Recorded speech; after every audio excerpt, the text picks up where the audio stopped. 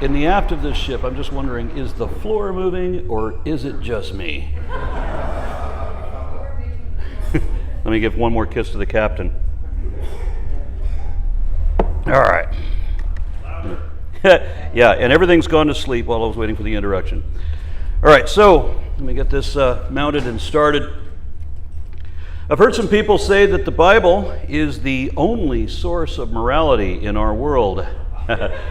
Really? Well, let's look at that. Leviticus 24:14 says that believers are supposed to murder blasphemers because God will not be disrespected. Or rather, the prophets and clergymen pretending to speak for God will not allow anyone to call out their bullshit.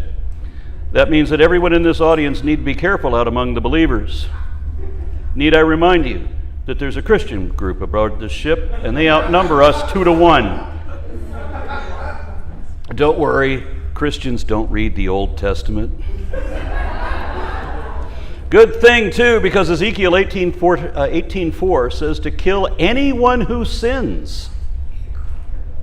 Now, while we would say that there's no such thing as sin, because that word has no consistent definition, Christians have a different view. The New Testament implies that everyone is a sinner except for Jesus. So if they think that we're all sinners, whatever that means, and they admit that they're all sinners too, and you have to kill all the sinners, then I guess everyone everywhere is going to be murdered by some believer out there. Especially since Isaiah 14:21 says to kill the sons of sinners, to punish children for the sins of their fathers, even though Deuteronomy 24:16 says that children should not be put to death because of their fathers. Here it says that they must be. Just remember, there are no contradictions in the Bible, as long as you ignore all the contradictions. Now, murder is illegal everywhere in the world, and it always has been, even before some storyteller made up the myth of the Ten Commandments, which was largely plagiarized over Hammurabi's Stela of Law. And this is one of many reasons that I say that anyone who really uses the Bible as their exclusive moral guide would be a criminal in every country on this planet. Lucky for us, Christians don't study their Bible as closely as atheists do. I think critical skeptics like us are the reason that 1 Samuel 6:19-20 says that God will kill the curious. Because, as Jesus said, thou shalt not put the Lord thy God to the test, because belief cannot withstand critical analysis. Leviticus 20 and Romans 1 both say that believers are supposed to kill queer folk. Ladies needn't worry, the verses only specify gay men. Because who doesn't like to watch hot lesbians at play, right?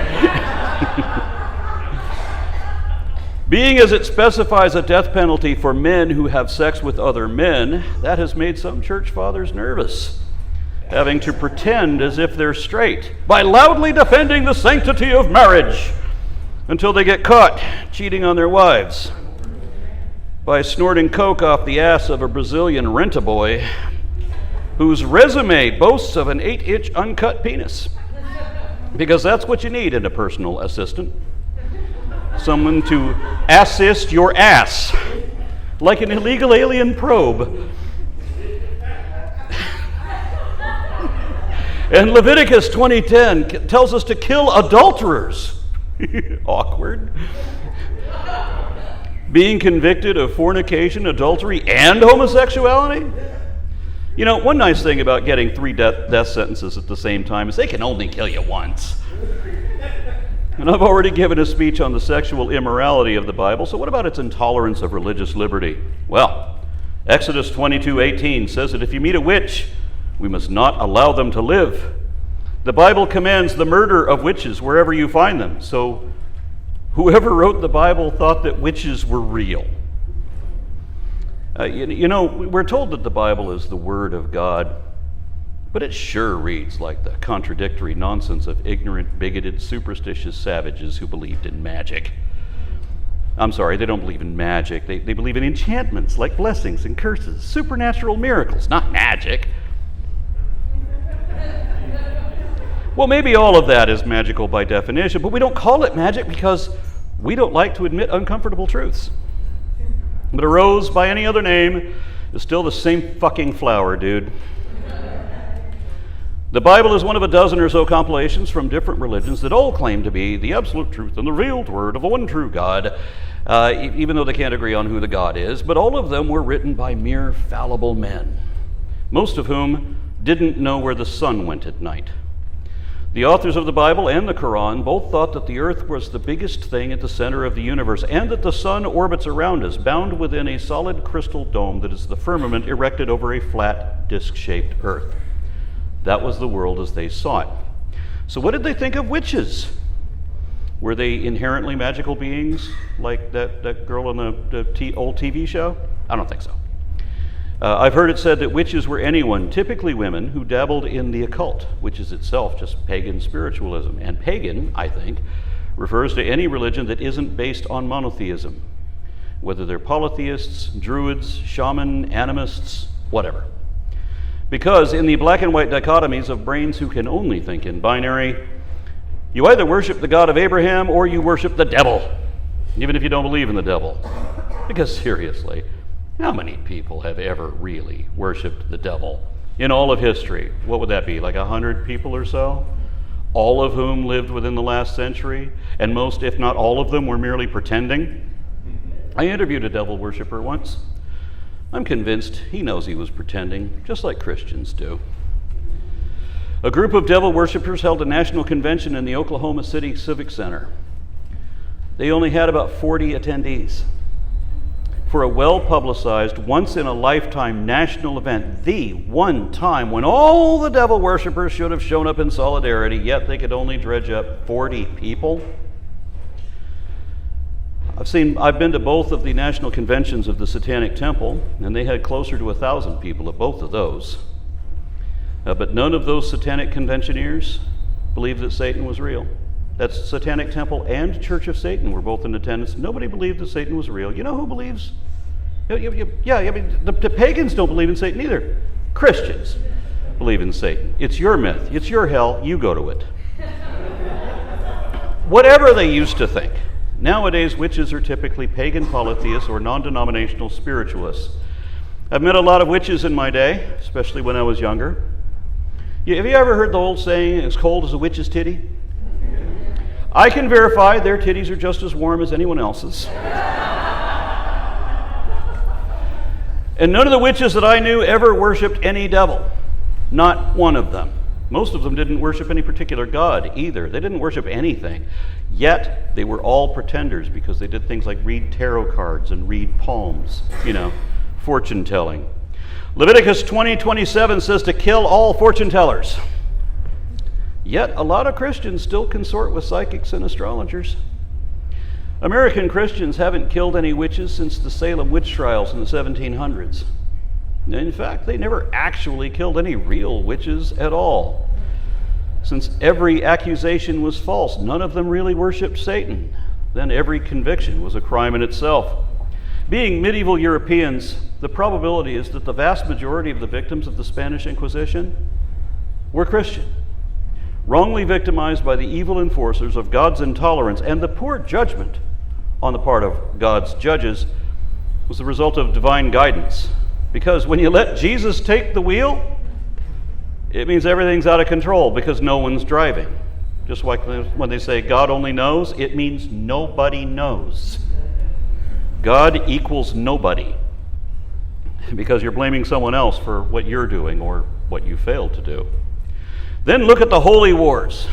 Principally, these were supposed to be Christians against Muslims, though historians, some of them, may say that it was much worse than that. But even if that's true, we see that it's not enough to worship the God of Abraham. It also has to be the same version of the God of Abraham, because 2 Chronicles 15:12 and 13 says to kill the infidels, everyone who doesn't believe in Jehovah, just like the Quran says to kill everyone who doesn't believe in Allah.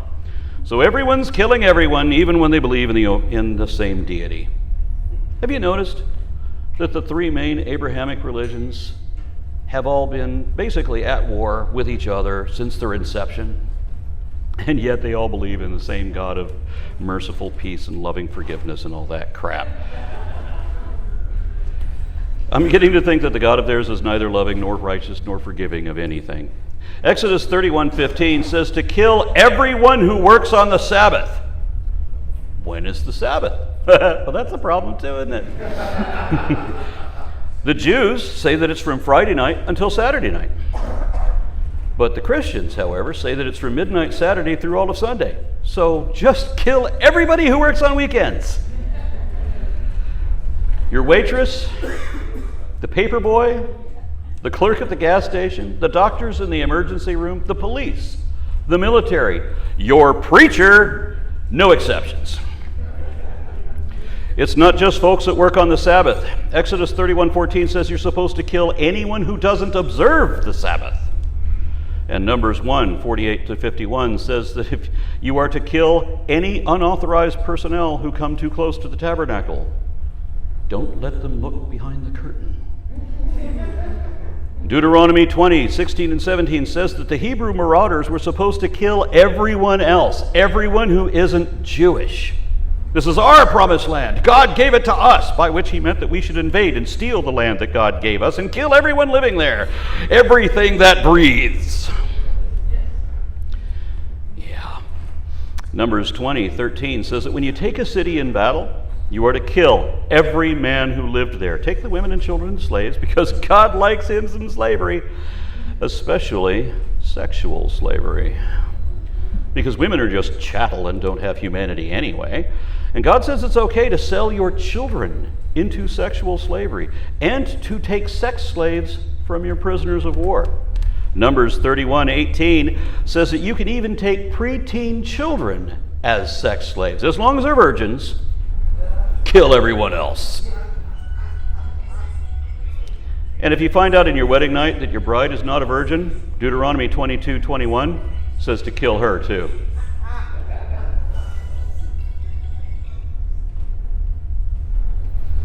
Numbers 25:1-5 says to put your sword through everyone who worships the wrong God. So I imagine Christians should be killing each other constantly now. Deuteronomy 13:12-16 says that you're supposed to kill everyone in the whole town if anyone in that town worships the wrong God. That's men, women, children, everyone. This time you don't get to keep the children as sex slaves. You don't even get to keep the sheep as sex slaves. Because you have to kill everyone and everything and destroy the buildings. You don't even get to keep the booty or the treasures therein. Pile it up in the street and burn it all. That's how inexplicably insecure the alleged creator of the cosmos is. And if that doesn't make sense, welcome to religion, where nothing makes any fucking sense at all. Zechariah 13:3 says to kill the false prophets. Well, the Romans did their part when they took out Jesus, didn't they?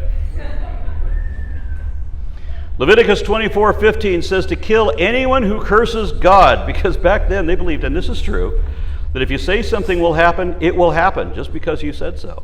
So blessings are like when you say, "Have a nice day," that's a blessing. And if you say something like, "I hope you slide under a gas truck and taste your own blood," oh, that's a curse. If you said things like that back then, they would think that you're not predicting these things, you're causing these things to happen. And God is afraid of curses. He must be, because he orders that anyone who curses God must be killed. You'd think he'd have an immunity, right? Like a really profound saving throw. But no. So either God is trying to protect himself, or, and this is infinitely more likely, the clergy is trying to protect the bullshit story that their baloney racket depends upon. Anyone who curses their own parents are to be killed too, according to Leviticus 20, verse 9. Exodus 20:15 says that you must murder any child who attacks their own parents. And Deuteronomy 21:20 says you may kill children who disobey their parents too. There's no teachable moments, no rehabilitation, no parenting skills at all. Kill them all. That's why the 5th commandment says to honor thy father and thy mother, and actually gives the reason that you will live a long life. Because if you don't honor your father and mother, they'll kill you and make another one look just like you. Of course, the very next commandment after that says, thou shalt not kill. And Leviticus 24:17 says that anyone who takes the life of a human being is to be put to death. But if that's the case, then who's to kill the killer? And who's left to kill the killer's killer? If, after all the killing is done, you're the last one left after murdering the previous executioner, are you obliged to kill yourself? No, because that would be immoral. They say that suicide is immoral. More importantly, it's illegal. And ironically, it carries a life sentence. Well, I should say that attempted suicide is illegal, by which I mean legally enforceable, because suicide is the only time that you can absolutely get away with murder if you murder yourself. Because they won't arrest you if you're dead, unless you're black. Then they might get you for resisting, too. Wouldn't it be funny if attempted suicide was a capital crime, deserving of the death penalty? Because then they'd be like, oh, you tried to kill yourself? Let us help you with that. And wouldn't it be nice if they did help you with that? Or if they could, when it's the right thing to do? Because I don't advocate for suicide, at least not for financial or emotional reasons. I think there's always better options in those cases, and I would encourage anyone who's feeling that way to talk to people. There's plenty of people who want it. You only get one shot at life. There's plenty of people who want to help you make the best of it, so seek help, please. But at the same time, ironically, it is the defenders of personal liberty who would deny you that right. Because there are times when the question whether to be or not to be presents considerable options. Defenders of personal liberty are perfectly happy to draft you into the military so that you can die for your country. That sort of sacrifice is permissible when you have no choice in the matter. Well, there was that one guy who said that, whoever lives by the sword shall die by the sword. He was a carpenter who ironically died by being nailed to crossed pieces of wood. So that self-sacrifice is acceptable too, except that he didn't sacrifice anything, did he? Jesus spent Easter weekend in hell, which is basically his winter home. And according to one account, Jesus was only dead for a day and a half. And that's just a bullshit story anyway. Didn't happen like that. But what about when you get a diagnosis of a chronic, progressively debilitating, and untreatable illness, where things are not so bad now, but the doctors inform you of how much worse it's going to get later on, how much more you're going to suffer, and for how long. And then you realize that this will be both financially and emotionally devastating for your family, not just when they visit you, but especially if they have to take care of you, possibly for years, as this nightmare just keeps getting worse. I know a guy who, with his brother, took turns taking care of their bedridden mother for 6 years, which was 4 years after she uttered her last intelligible word. For most of that time, she was a completely unresponsive lump of meat on a sheet, artificially kept alive just so that her sons would bear the indignity of changing their mother's diapers. And the saddest part of that story is not that when she finally died, they heaved a sigh of relief that their hell was finally over and they could resume living normally. The saddest part is that her continued existence had become their hell, that their memory of their years-long period of indignity replaced the memory of who she was back when she was their mother. I've never met anyone whose fear of death is worse than their fear of that. When my own dad died of emphysema, they told him that if they put him in an iron lung, they could keep him alive indefinitely as long as he stayed trapped in that apparatus for the rest of his life. But my dad said, that ain't living. My dad was given a choice, and he chose to die, rather than be remembered in a compromised condition. He had a great death, better than most of us will ever get. The room was full of people who loved him, friends and family, even his ex-wives, plural, were there with all their collective kids as he delegated authoritatively what everyone should do next week after he's gone. What each of us, different commands for everybody. Most of us don't get that when we die. They gave him drugs to ease the terrible discomfort that they said was imminent. And when he thought he felt the effects of these drugs starting to kick in, he told us all politely that it was time to get out. He would rather face death alone, on hallucinogenics, rather than let us see him not in control of his faculties. That's how to face death fearlessly and with dignity. He wanted us to remember him as he had always been before this happened, not how he would momentarily become. He wouldn't even let us see that. How we remember him, how we would remember him, is what mattered to him, and I have to respect that. We all took our turns, handshaking and hugging, and I was one of the first to leave, getting everybody started filing out. I went outside and I called my wife, crying much harder than I thought I would. And then I remembered I left my jacket in that room, and that meant I had to go back in there. And my brothers had just said their goodbyes, and they were walking out the door when I walked back in, and I said, "Dad, this may be cheating, but I'm going to get one more hug." And he said to me with a smile, "I'll give you the last one I got." That's how I said goodbye to my dad. What was predicted to take a few days was over in just 3 or 4 hours. Strangely, we got the call.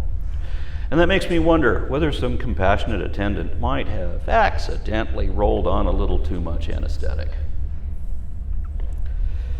Knowing that they're not murdering someone, they're saving him from the otherwise inevitable days of lingering agony that he doesn't need to bear, and nobody wants that anyway. If that's what happened, yes, it's illegal, but wouldn't that be the moral thing to do in that situation?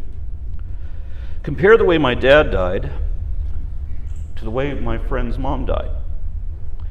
Hers was the worst tragedy by far because no one did that for her years earlier to save her and her sons from unnecessarily prolonged, undignified, and easily avoidable misery. If she had the choice, I think she would have chosen. I definitely would have chosen to end my life in a more respectable and pleasantly memorable manner in the company of those I loved, wherein none of them would have to suffer the indignity of changing my diapers. When I met my wife, she had this dog, a boxer. She loves boxers. But as I understand it, boxers have a higher risk of cancer than do other dogs. And such was his fate. To his credit, he tried to ignore the pain and still be good for us, but how long could he keep that up? We took him to the vet, who said, "I can't cure this. The best thing we should do now, before he's in any more pain, is let him go to sleep." We were all in the room when that happened. If you ever have to put an animal down, be with them. That's the moment they need you most. We were hugging and caring for him, and he's kissing us back till she rolls on the thing and he fades to black. Everyone in the room, even the vet, was crying. Compare that death, my dog's death, to my friend's mom. The dog got more dignity than she did. And now, for the worst of my stories. My granddaughter was just a few months old. I was babysitting, and I noticed that as she slept, her breathing was so labored that it seemed like every breath would be her last, or might be. My daughter had already taken her to 3 different doctors, all of whom said that it's just a cold, but it had gone on for weeks. This can't be a cold. We got her. My daughter said, "We have another appointment with a different doctor on Friday," and I'm like, "Honey, she's not going to make it till Friday." So we got her into Children's Hospital that day, and they said her leukemia was already so advanced that other parts of her body were shutting down, trying to prioritize what little oxygen was left to the brain. We got her there just in time. She would not have lived another day, not without permanent brain damage. Chemo cured her, and she grew to be wonderful, beautiful, adorable, and so smart. But then she had a relapse about a year later. And when that happens, the chances of survival drop from something like 60% down to something like 40 or 30. Chemo cured her again for another year or so. Then when she was only 3 years old, she had another relapse following horrible complications from so many chemicals in the previous treatments, and her chance of survival went down to 20%. You see, it seems that there's this thing called evolution, where the cancer cells develop a resistance to the toxins that used to kill them, so that every time you go through chemo again, it's tougher than it was the last time. The doctor said that this time, the chemo isn't even slowing it down anymore. I was in the room when they said that, when they told my daughter, just keep your daughter as comfortable as possible for as long as you can, which was about a week. She got one good day at Disney World. After that, she didn't feel good anymore. We came to see her, but she didn't want to see anyone or be seen. She didn't want to do anything. She just wanted to hide and be left alone. And then she went to sleep, and my daughter could tell that she wasn't going to wake up again because the brain was already gone. Yet she was required by law to stay by her side for days, listening to that increasingly labored breathing until it finally stopped.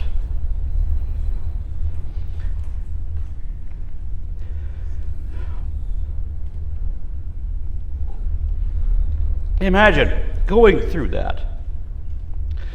Imagine putting a young mother through that, knowing that we could avoid this. We know how to end this properly, where neither mother or child has to drag out their suffering for days, but we won't even offer to step in because easing their pain is illegal. It's not that it's immoral, it's objectively the right thing to do, but it's not legal because of religion, the wrongest thing men have ever invented. What our dog felt when we put him to sleep was the same as we feel when we go under general anesthetic for surgery, where you're completely lucid until suddenly it's hours later and you're in another room. There's no memory, you weren't asleep, you weren't dreaming. It's as if your mind was shut off, just like when you're dead. Of course, starving the brain of oxygen is different than overdosing on anesthetic. Laboratory studies have shown that under such stress, there may be moments of hyperconsciousness, which is like the mental equivalent of an adrenaline rush, as the body is desperate, looking for a last ditch. Your heart has stopped, the brain is trying to figure out a way that it can keep going. And there may be hallucinations too, which is why Christians and Hindus report near-death experiences, which seem to confirm the religions they grew up in. And if either of these religions' NDEs were legitimate, it would disprove the other faith. But that phenomenon has been studied for well over half a century, with very few instances left that don't have a clear explanation, such that some of the foremost researchers have given up on it, eventually realizing that there's no substance to NDEs after all this time. And neuroscience has shown that there's no possibility of it either. It simply isn't what they once thought that it might be. So don't pretend as if we'll know or we'll find out anything that we didn't already know now, because we won't know, or think, or remember, or feel, or be anything anymore. Whatever once made us who we are will be reduced to a few dozen pounds of ape meat going bad. But don't let that bother you, because it's your life that matters, not your death. Christianity pretends that if you believe in Jesus, then you won't really die, that you'll keep on living after death, because they realize everybody dies. Even Christians may find themselves writhing on the floor, clutching their chest, gasping for that last breath. No religion saves you from that, and that's the only part of death worth being afraid of: dying. Strangely, what religious people are afraid of is being dead, oblivion. But you don't experience that part. Mark Twain said that he wasn't afraid of being dead because he had already been dead for billions of years before he was born and had not suffered the slightest inconvenience from it. Likewise, I'm not afraid of being dead. It's how you get dead that's scary. Now, Stephen Wright said that he wants to go out the way his grandfather did, peacefully in his sleep, not screaming in terror like the passengers in his car.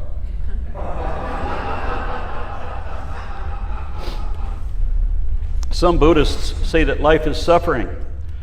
I don't agree with that. I've always loved living. Even in the worst of times, I appreciate experiences. But even if the Buddhists are right, death is when the suffering stops, right after the dying part, which a lot of people have complained about. The reviews are not good. So if Christianity can't save you from dying, what's the point of it? Well, that's why they invented hell, isn't it? Because you can sell the impossible promise of a posthumous reward by saying that we'll all be young and healthy again, living in mansions on streets of gold with all our dead relatives and so on. But anyone who thinks about heaven for a minute starts to realize there's some big problems with that fantasy. Now, why is Grandma 20 years old? Where do all the dead husbands come from? Where did it all come back to the one wife that they had? Oh, you had five husbands? You were my only wife, right? Where's my childhood dog? I thought all dogs went to heaven. I don't need to be immortal. I don't want to be either. I could live for another 1,000 years or so. That'd be fun. But not for 1,000,000 years. Certainly not for 1,000,000,000. The very thought of existing forever is terrifying, however you sell it. Oh, we'll be in heaven looking down and laughing at our family and friends roasting in hell. Because in heaven, we won't have compassion anymore, nor free will either. Not like we necessarily have it now, but I'm told that we'll be deprived of that in heaven, where we'll be happy to kiss the ass of an indomitable despot, to ease his inexplicable insecurity as he reads our thoughts all the time. And you better be thinking nice thoughts, or he'll wish you into the cornfield. And anybody who's too young to get that joke, look up the old Twilight episode called The Good Life, where little Anthony Fremont, and you'll understand what it would be like to be trapped forever in the presence of God. Every version of heaven that I've ever heard would become its own hell very quickly. Eventually, there'd be no way to level up anymore. You've seen everything, done everything, know everything, been there, done that too many times already. Come play with us, Danny. Come play with us forever and ever and ever. What, are we doing this again? There's got to be some way to just let it end. Christopher Hitchens described heaven as a celestial North Korea. But he said, at least you can die and escape North Korea. But heaven is an inescapable eternity. However nice it might initially be, like Hotel California, it will eventually be perpetual damnation. I would honestly really rather just die. In fact, when I was 12 years old and I still believed in God, I prayed to him asking, can't I just die completely, body and soul? Like just die like everything else does, like we're supposed to. If not, then not only are all the best people in hell, but at least the food will be spicy enough for me. It doesn't take long to realize that heaven can't be the beautiful vision that believers make it out to be. That's why they've invented hell too. If the carrot doesn't entice you, then what about the stick? The threat of a fate worse than death, the most extreme form of eternal torture that anyone can imagine, and so grossly exaggerated that can't be real either. But most people don't seem to realize that. Most of them only compare heaven to hell And they stop thinking once they've made the obvious choice. But this has nothing to do with free will. This is the sort of zero options, no alternative decision you make when you have a gun to your head. And all of this is designed to stop you from thinking about all the bullshit that they're selling, so that you won't see through it, so that you'll pay the clergy 10% of your income so that they don't have to get real jobs, and you'll give them all undeserved political power as if they had wisdom, and you'll even give them the biggest house in the neighborhood, and you might even allow them unsupervised visits with their favorite of your young children. My point is that death is not the thing to be afraid of, especially when it's done correctly, when your senses are dull and you're not really conscious, not capable of being fully aware. Sometimes it can be the right thing to do. But the only kind of killing that the Bible doesn't endorse is when it's done for a good reason, like when it's merciful. The Bible is all about vengeance, not compassion. Take, for example, the case of a 10-year-old girl who was raped and impregnated. And we know that her tiny body will be significantly distorted if she carries another child to term while she is still a child herself. She isn't big enough to bear a child, and she hasn't developed the hips to birth one. And not only will she be deeply scarred with a baby that she doesn't want and cannot raise, but it's likely she might die. The only sensible thing to do is to terminate that pregnancy as soon as possible, before the damage is done, and preferably before the fetus develops to the point that it can feel pain. And fortunately, it's not conscious until much later, so it can't experience fear either. But we can't do what should be done, because religious bigots value the fetus over the rights of the girl and the wisdom of her doctor, who both know better. There was another recent case where it was determined that the fetus did not develop a brain. So, while it is technically human, taxonomically, it would never be a person, and it wouldn't be able to live independently. It would die moments after birth. So there's no reason not to terminate that pregnancy. But Texas Senator Louis Gohmert said that girl should be forced to carry that pregnancy to term, because if we don't allow children to be born without brains, then who's going to grow up to vote for people like Louis Gohmert?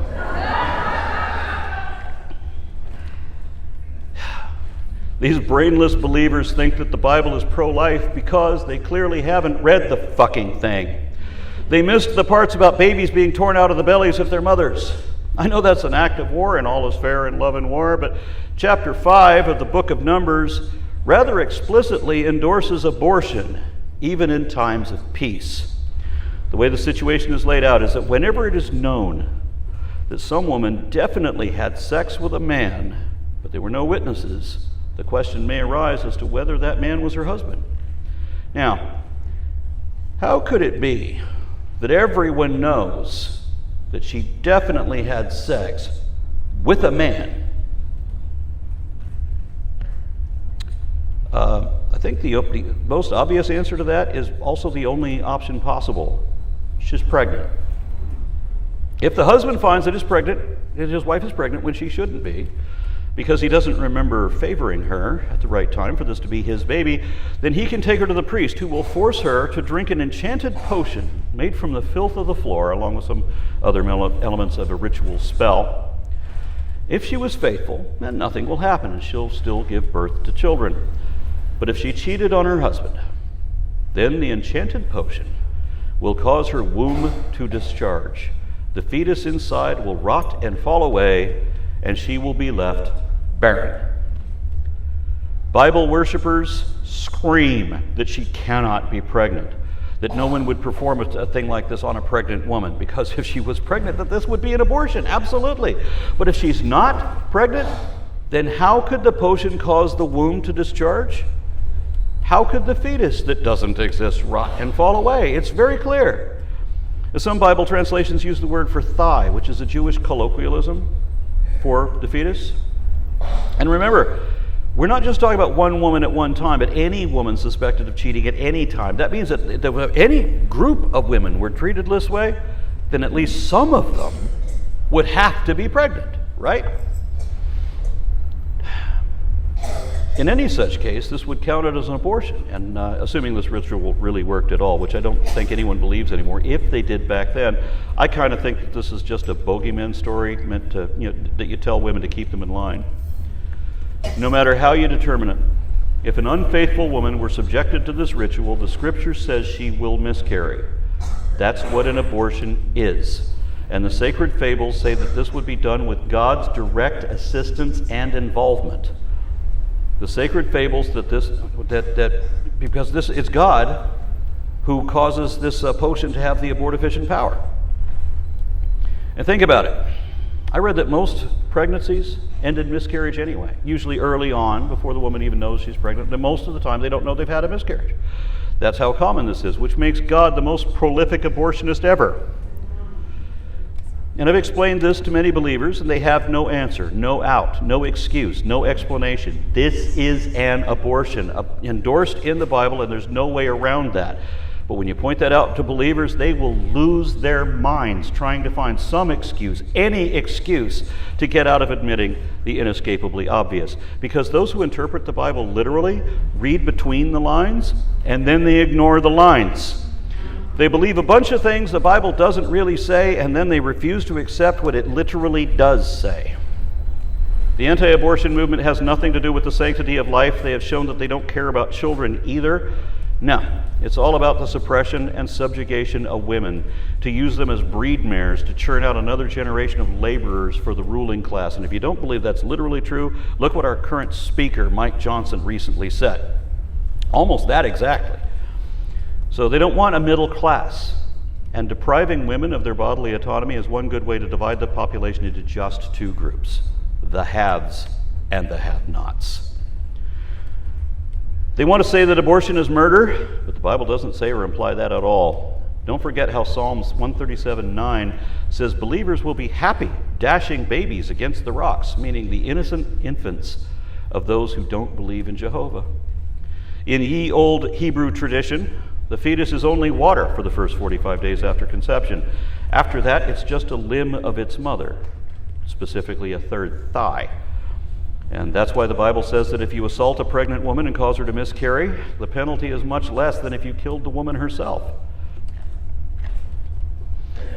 The fetus doesn't become a baby until it is born, when it takes its first breath and it is infused with the Spirit to become a living soul. Only then does killing a baby become murder, according to the people who wrote the Bible.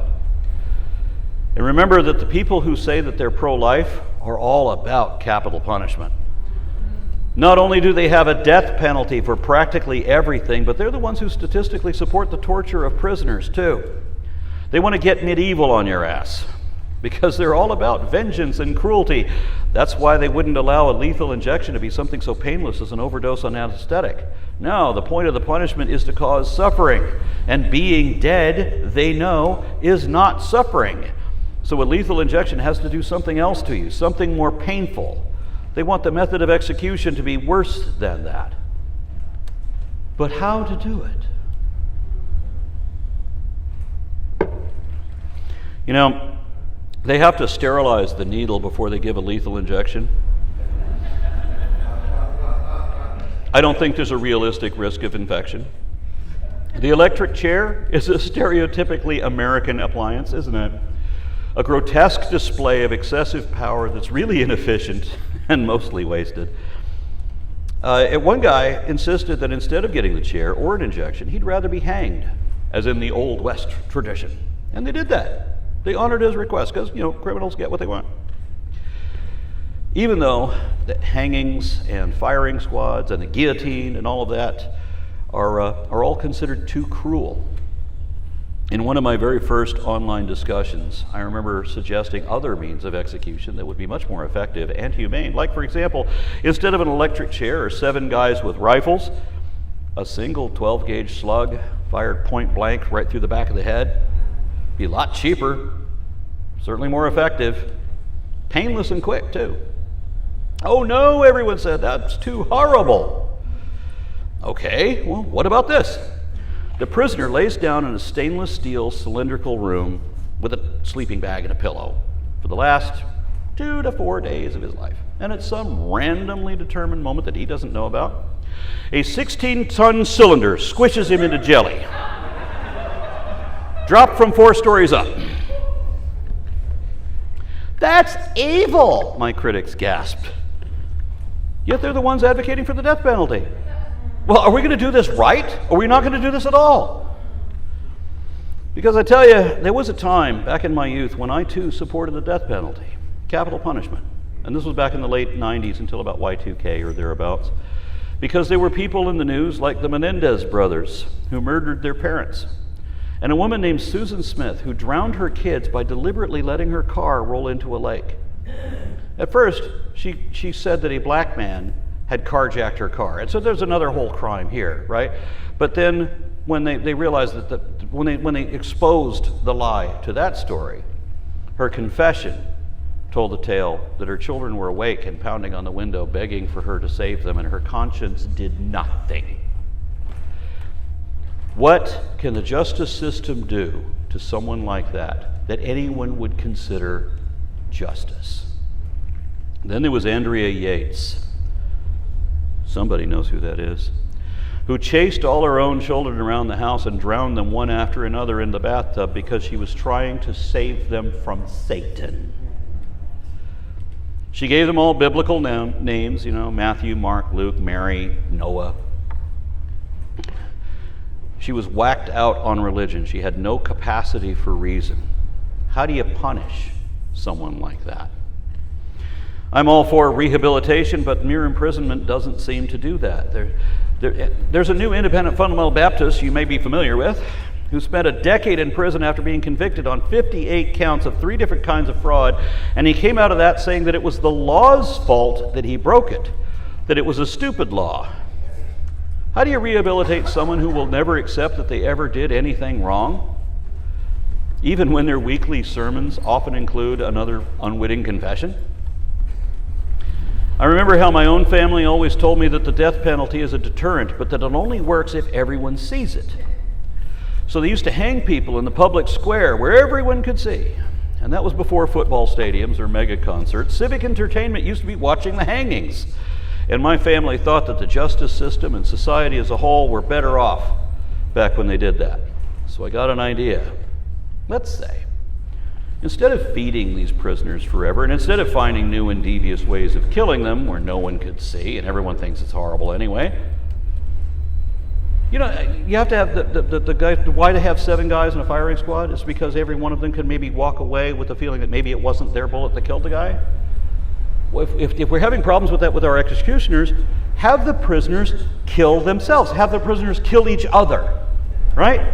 On television. Let's have Thunderdome. This was my idea. First-timers fight each other to the death, barehanded, no weapons. If you want weapons and armor, you have to earn them again for some future fight. But your second fight next week will not be against a first-timer again. You will fight another guy who already won his first fight, and so on. If you win 5 fights in a row, then you won't fight again until they find some guy who won 5 fights in a row.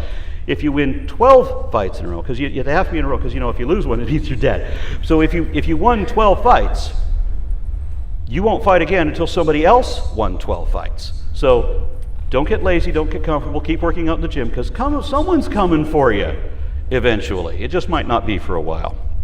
Now, at the time that I had this idea, back in the late 1990s or thereabouts, Mike Tyson and Mike Tyson and Michael Jackson were both accused of rape.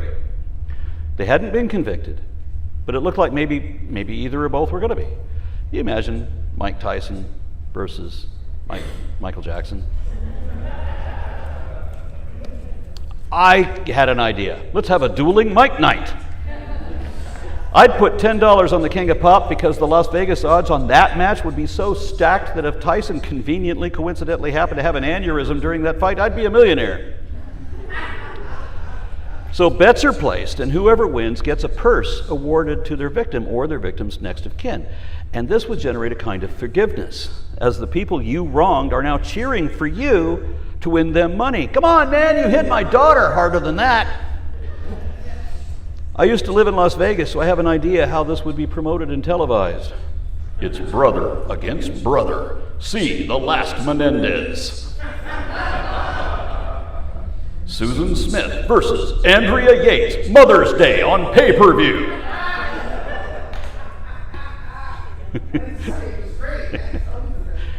So when I make this suggestion, everyone said, oh, but that would be barbaric. Yeah, it would be. Every suggestion I had, even the really good ones like this, were rejected by people who said that, yeah, criminals should be executed, zero tolerance and all that, but we can't do it like that. We have to have some humanity. If every way of killing somebody is barbaric, then how are we not barbarians? Why the fuck are we killing people at all? And I realized that a system like that would also lead to commercial prisons, even worse than we have now. It would be inevitably corrupt. So this was a point that I began to realize that I don't support the death penalty anymore. Not just because there's no way to do it that isn't barbaric or corrupt or stupid or all of the above, and ineffective too. It's that killing someone in punishment for a crime is an injustice in itself. There's no hope of rehabilitation or compensation, no way to right a wrong. And it doesn't work as a deterrent, which is the only reason to do it in the first place. Why doesn't it work? Because, let's say you're an atheist, pretty good guess for this audience, and you're convicted of a capital offense.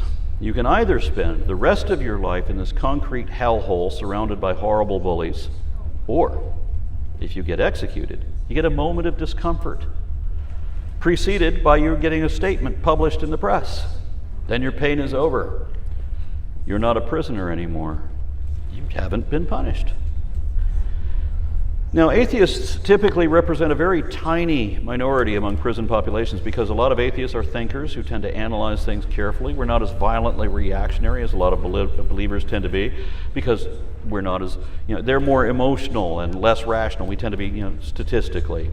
Consequently, the prison is chock-a-block full of religious people. Now, how do they respond to the death penalty? Well, if you have a personal relationship with God, then he already fully understands why you did what you did. He knows exactly why that motherfucker deserved what you did to him. Of course, your own personal Jesus has already forgiven you. So you can either go through years of thinking about what you did and talking about how you shouldn't have done that and what you should have done instead. But if you admit your guilt long enough, you might actually accept or believe that you're guilty. However, if you can get a death sentence, then your execution is a get-out-of-jail-free card, where you will immediately be associated with God and be at his right-hand side. There's no greater reward for being a violent criminal than to escape prison and to sit at the right hand of power. So it turns out the death penalty is not a deterrent because superstitious criminals are not afraid of death, because they think that's the better option. Thus, murdering prisoners is not justice. It's both injustice and an escape from justice. Likewise, and let me close with this. Man, this boat is moving around. Oh, yeah, okay. And likewise, okay, let me close with this, that murder in the name of morality is immoral, always. But abortion is not murder, and neither is assisted suicide. There is no heaven or hell. Either of those would be an injustice too, but there are some specific situations where a kinder killing in the name of humanity can be the right thing to do as a morally responsible act of compassion. Thank you.